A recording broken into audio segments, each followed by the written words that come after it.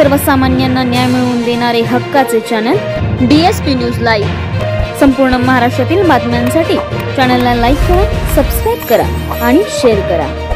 शहीद जवान शुभम घाडगे यांच्या पार्थिवावर कामेरी येथे शासकीय इतमामध्ये अंत्यसंस्कार। बातमी येत आहे पश्चिम महाराष्ट्र विशेष प्रतिनिधी राजेंद्र जगताप यांच्याकडून।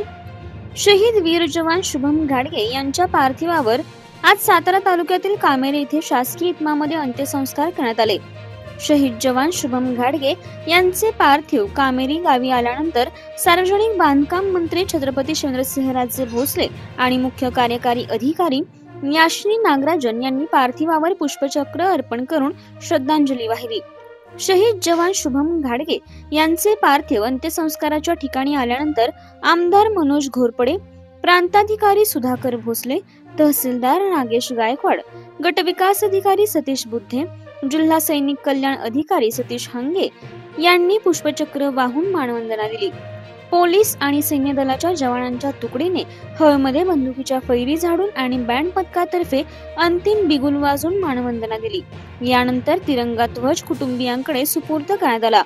वीरपत्नी अर्चना, मुलगी सायशा, आई मनीषा, वडील समाधान आणि भाऊ संजय यांनी पार्थिवावर अंतिम दर्शन घेतल्यानंतर भाऊ संजय यांनी पार्थिवाला मुखाग्नी देऊन अंत्यसंस्कार केले। यावेळी लष्कराचे विविध आजी माजी अधिकारी, विविध विभागाचे अधिकारी आणि ग्रामस्थ उपस्थित होते।